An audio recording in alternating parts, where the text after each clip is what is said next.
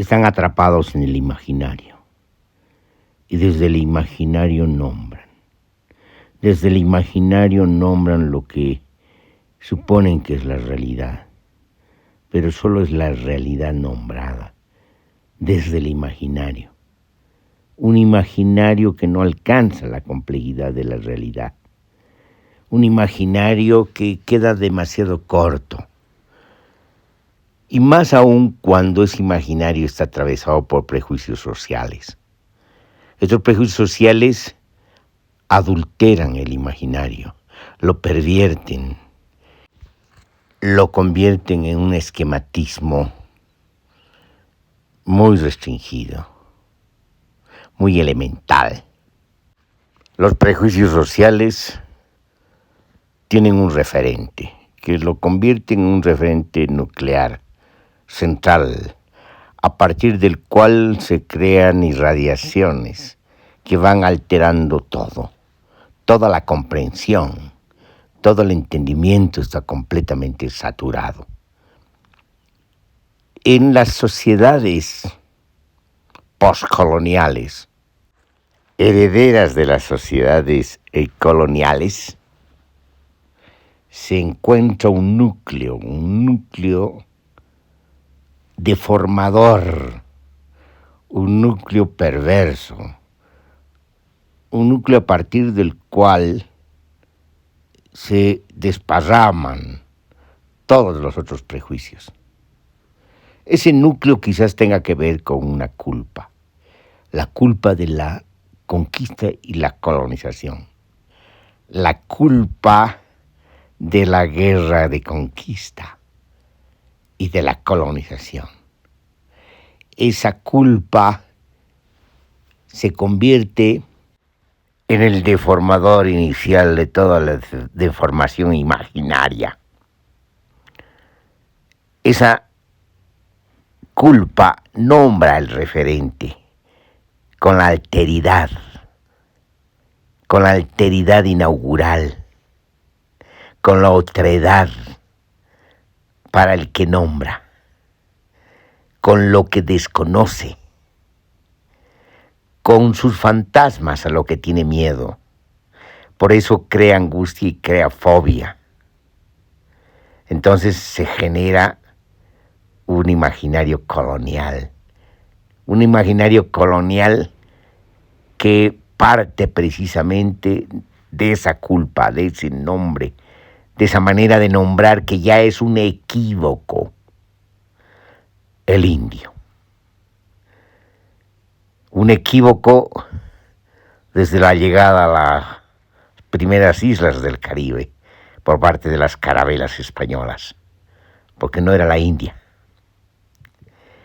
No conocían las lenguas, las culturas, los nombres propios de las sociedades, de las comunidades, de las civilizaciones y las transcivilizaciones de Abya Yala.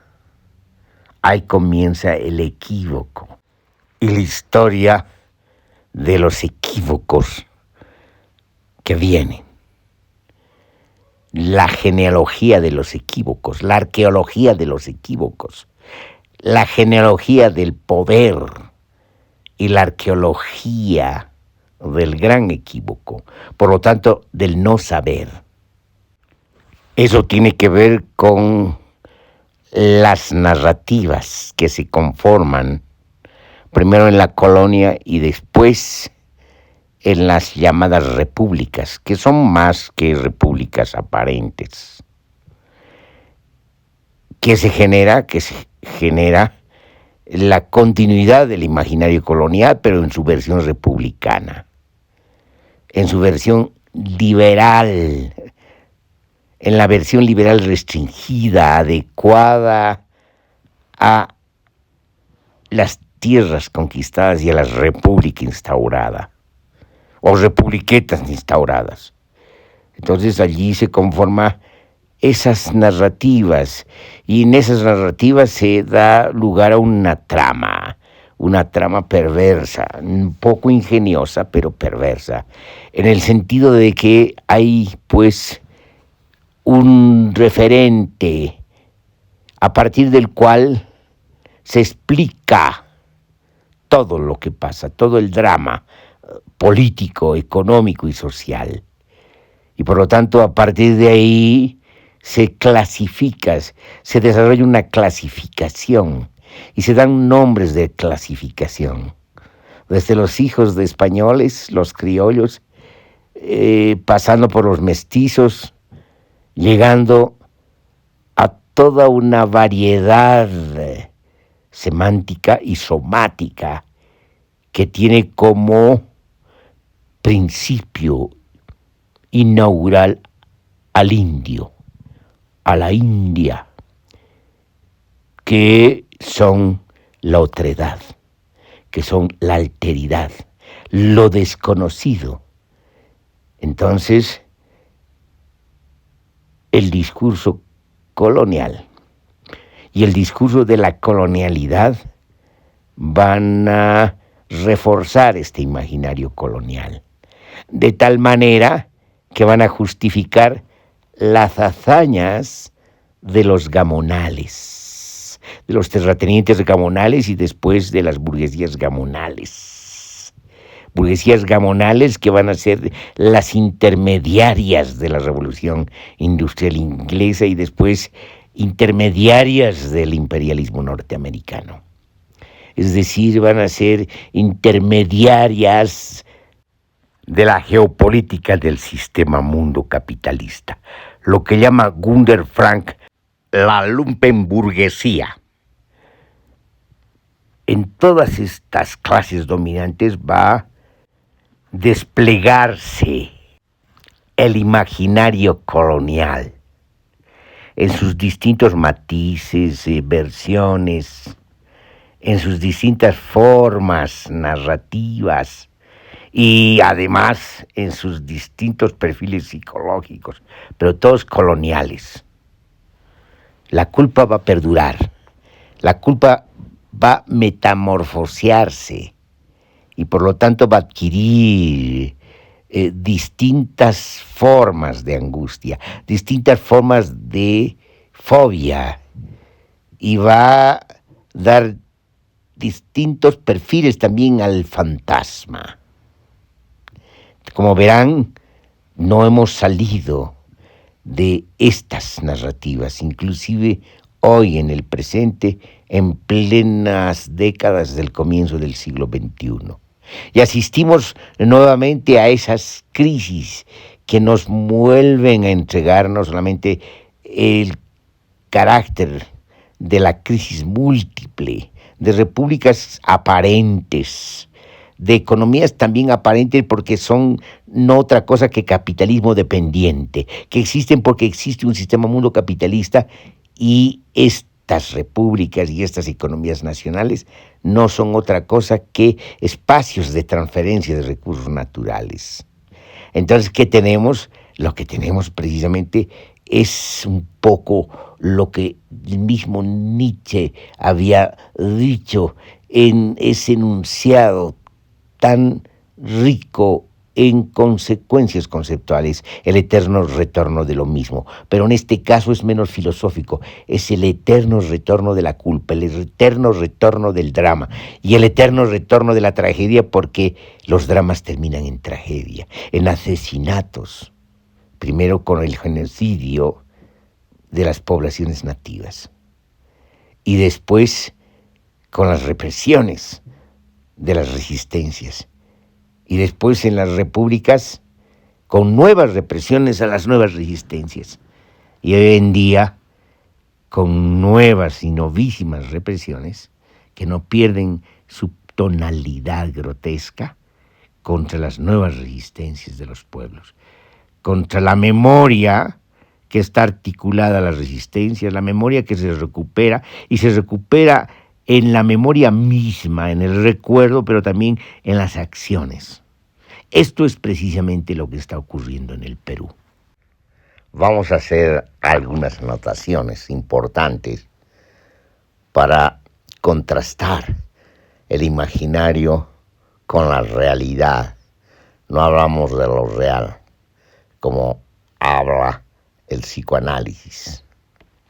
Jacques Lacan dice que el fantasma es una estructura y habla de 3 tipos de fantasma: el de la seducción, el de castración y el de la escena primaria, coito entre padres. Y va a decir que son inconscientes y determinan al sujeto. Para Freud, la fobia es una formación defensiva que transforma la angustia en miedo, concentrándose el sujeto en un objeto específico. Los reprimidos retornan a través de la angustia que provoca y del miedo que despierta ese objeto.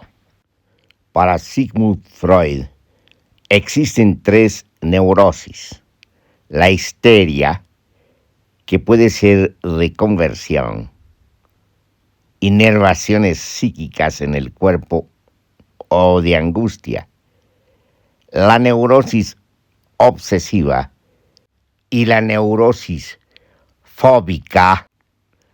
Sin embargo, para Jacques Lacan, el psicoanalista y seguidor de Freud, aunque con desplazamientos epistemológicos importantes,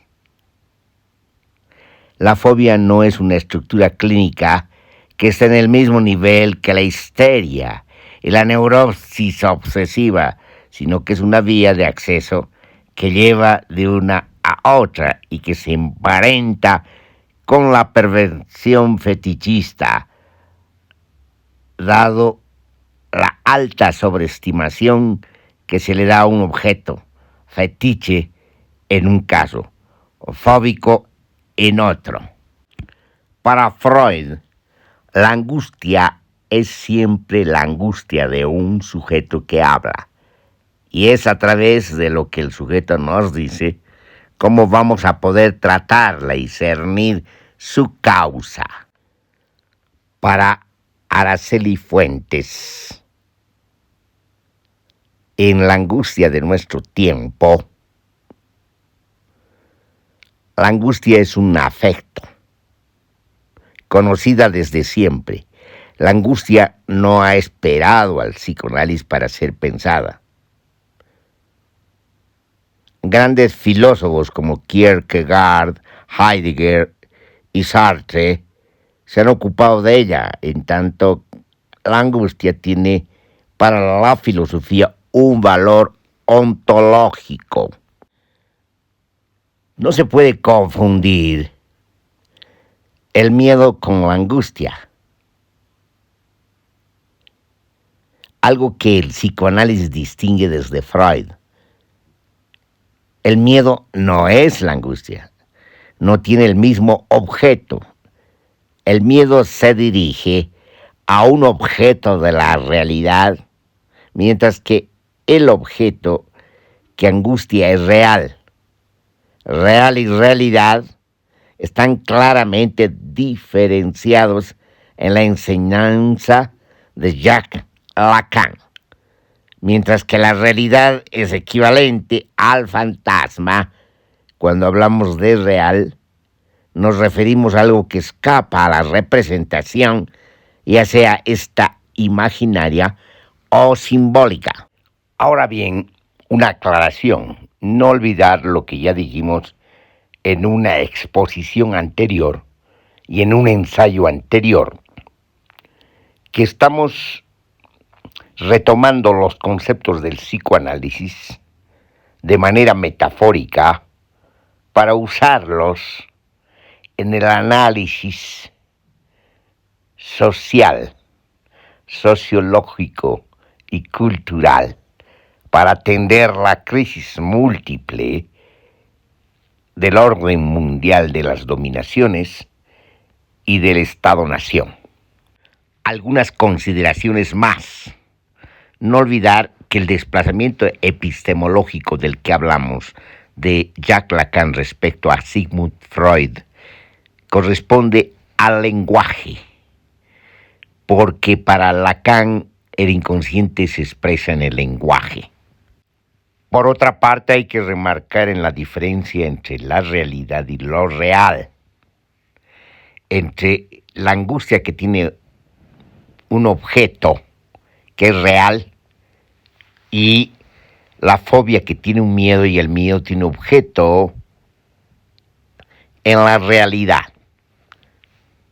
Para Jacques Lacan, la realidad tiene que ver con el fantasma. Entonces es una construcción imaginaria. Hay una diferencia que tenemos que considerar en sus complementariedades entre el concepto de lo real, lo imaginario y lo simbólico. No olvidar que lo real, lo imaginario y lo simbólico son términos utilizados por Jacques Lacan como sustantivos en género neutro para señalar unos campos o dimensiones que él llama registros de lo psíquico. En el psicoanálisis de orientación lacaniana, estos tres registros se encuentran relacionados conformando una tópica, o si ustedes quieren, una topología. Esta topología constituye una estructura que se puede representar esquemáticamente como elementos anudados de un modo semejante a un nudo Borromeo. De acuerdo a Lacan, estos tres registros posibilitan conjuntamente el funcionamiento psíquico, de modo que cualquier entidad, proceso o mecanismo de lo psíquico puede ser enfocado y analizado en sus aspectos imaginarios, reales y simbólicos.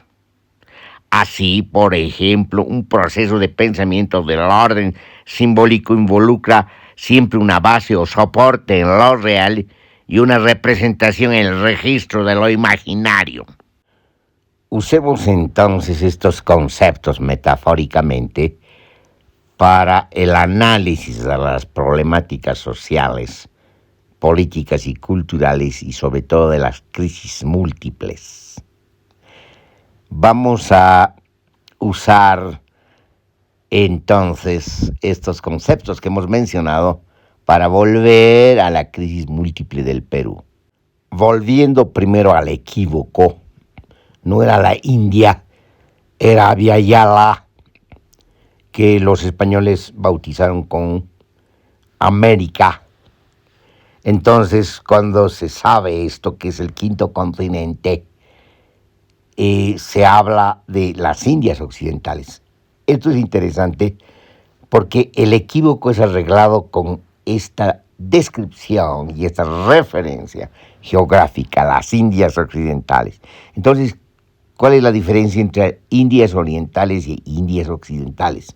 No vamos a ir a la descripción histórica, sino que lo que nos interesa aquí es el tipo de oposiciones imaginarias que se dan. En las Indias orientales, los hindús, que son múltiples, es un continente cultural y civilizatorio, podríamos decir, y de lenguas, son originarios. En las Indias occidentales son originarios, pero son nombrados como indios, una metáfora de la India usada por los conquistadores y los colonizadores y los cronistas. Pero ¿cuál es la diferencia? En el caso de la conquista y la colonización y el imaginario colonial, se invierte el sentido del auténtico y de lo extranjero. En la India, obviamente, lo auténtico tiene que ver con lo originario. Igual en Europa, la nobleza es originaria. Pero en el caso del continente conquistado de Abya Yala, se invierten los términos. Es decir, se prestigia lo extranjero, lo no nativo, y se desprecia lo nativo. Es decir, lo originario ya no es lo noble. Aquí tenemos una contraposición. Y por lo tanto podemos interpretar a partir de estos contrastes lo que ocurre en el mundo, en el sistema mundo capitalista, cuyo substrato es colonial. Interpretar que, a través de estas simetrías contrapuestas, el sentido de las narrativas y también el sentido de las dominaciones y sobre todo lo que hemos empezado a hablar, el imaginario colonial que ha persistido a lo largo de los tiempos, inclusive ahora, y eso se ve de manera patética en lo que está ocurriendo en el Perú, donde sobresale a través de los medios de comunicación y los discursos del Congreso todos los prejuicios gamonales, es decir, el desprecio a lo indio, el desprecio a la India, el desprecio a lo auténtico, a lo originario y la valorización de lo no auténtico, lo que es imitación de lo moderno, que es el resabio colonial del gamonalismo y de las clasificaciones gamonales. Vuelve a salir de una manera no solamente elocuente, sino de una manera grotesca, en discursos banales y triviales, todos los prejuicios gamonales, de una casta gamonal que ha quedado en el imaginario también, puesto que los que dominan ahora son la lumpenburguesía, son los intermediarios burgueses de la dominación del sistema mundo capitalista. Y sus amos, las transnacionales extractivistas, mineras y otras transnacionales, el orden mundial de las dominaciones. Entonces aquí lo que aparece precisamente es la trivialización política del discurso político y el desgaste mismo de lo imaginario en lo ideológico y la diseminación ideológica de la casta política que gobierna. Y esa casta política que gobierna tiene un ejemplo patético que es el fujimorismo, que quizás entre los discursos políticos es el más patético, el más pobre discursivamente, ideológicamente, conceptualmente. Obviamente es muy difícil hablar de conceptos, de esos discursos. Sin embargo, lo decimos precisamente para mostrar los abismos que hay. Son ellos, son estos discursos, son esta casta política, son los medios de comunicación los que despliegan con furia su racismo colonial, el prejuicio gamonal en su peor momento, en su peor forma expresiva, más banal, más trivial y más vinculada a su fantasma. Y por lo tanto a través de su fantasma a su invención de la realidad. Más vinculada a su fobia, al miedo a la alteridad, a la otredad, al indio, a la India, a lo originario, a lo que desconoce. Y de esa manera llegamos a su angustia. Es una angustia permanente, terrible, que persiste, que se transmite en generaciones que no se curan, que no viven la terapia, que no se acercan de ninguna manera a una deconstrucción de sus propios prejuicios y sus propias narrativas. Y más aún ahora que son banales. Sin embargo, debemos contemplar en los mestizajes lo que de manera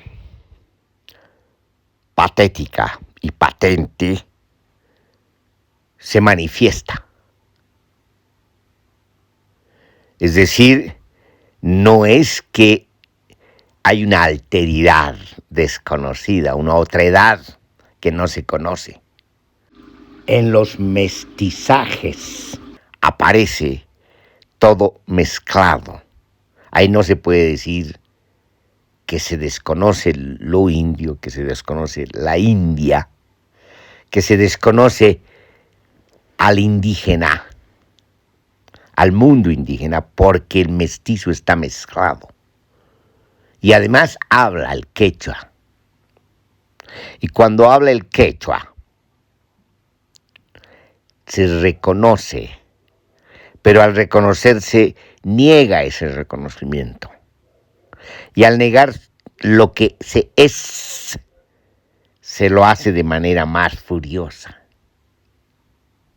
más dramática, más patética y más histérica, porque ahí sale la fobia, no solamente contra la alteridad y la otredad del indio, sino contra uno mismo, el indio que se tiene dentro. Y eso es lo que observamos en el Perú, en Bolivia y en Ecuador, sobre todo. Y obviamente en todo el continente, porque precisamente las resistencias desde un principio han atravesado las contragenealogías de los contrapoderes, y han desordenado las dominaciones y sobre todo han construido otras culturas, las culturas de resistencia. Y se ha dado lugar de manera maravillosa al realismo mágico. Aunque el realismo mágico es un término que se usaba para la pintura en Europa, pero aquí adquiere connotaciones impresionantes en la interpretación de la literatura.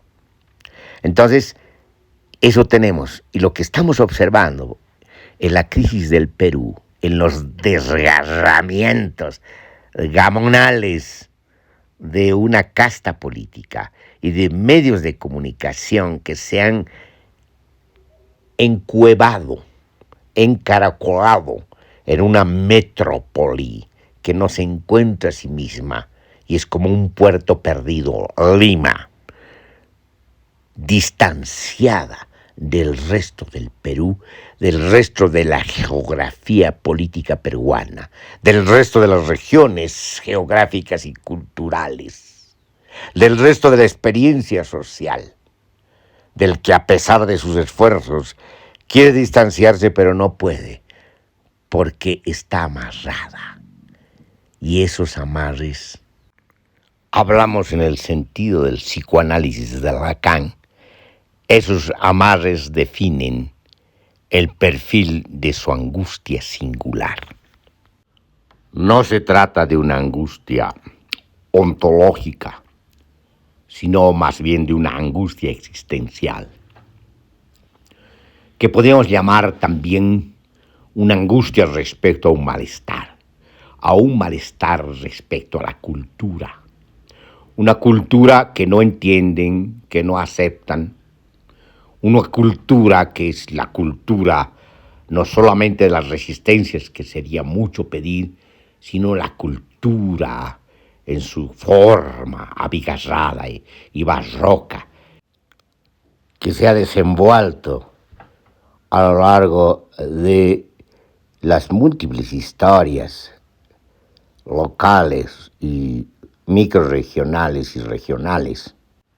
No se acepta esa cultura y se inventa una que no es exactamente cultura, sino una imitación. Entonces, hay esquizofrenia, en el sentido de que no se reconoce la cultura y se la sustituye por una imitación.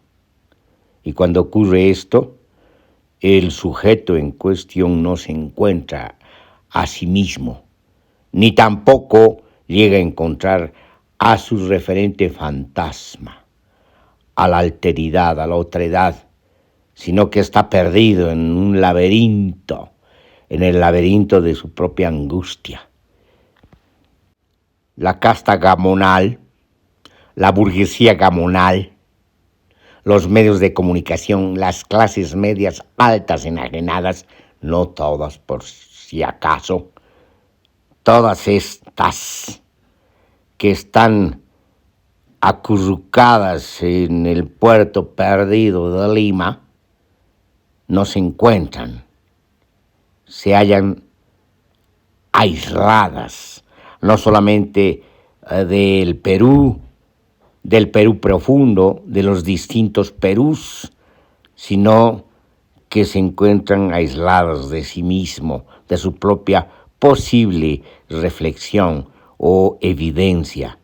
Solo se encuentran en su fantasma, en su alteridad y adulteración simbólica, puesto que no puede haber otra cosa en este imaginario de la imitación. Entonces, son sujetos enajenados, no solamente conciencias desdichadas, sujetos desgarrados, sino sujetos deprimidos, hundidos en la angustia, en una angustia indescifrable.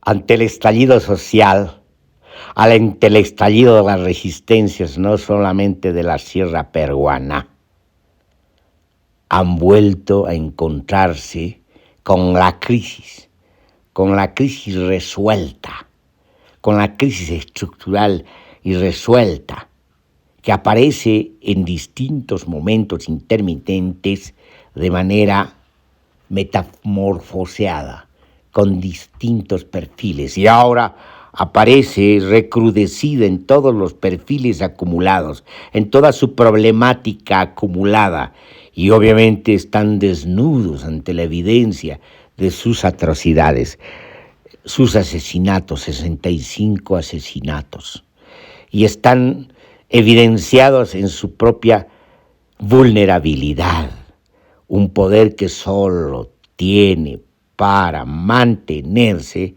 la represión, la escalada de represión, la escalada de violencia, que solo cuenta con sus gendarmes, con su policía, con su ejército de asesinos. Entonces, ante esta evidencia, están no solamente aislados, sino levitando en la nada. Existen, pero levitando en la nada. Esa es la más grave decadencia de la casta política, del gamonalismo tanto burgués como de la clase media alta, portuaria, pero también acompañada por la decadencia mundial de las transnacionales extractivistas, los jinetes del apocalipsis.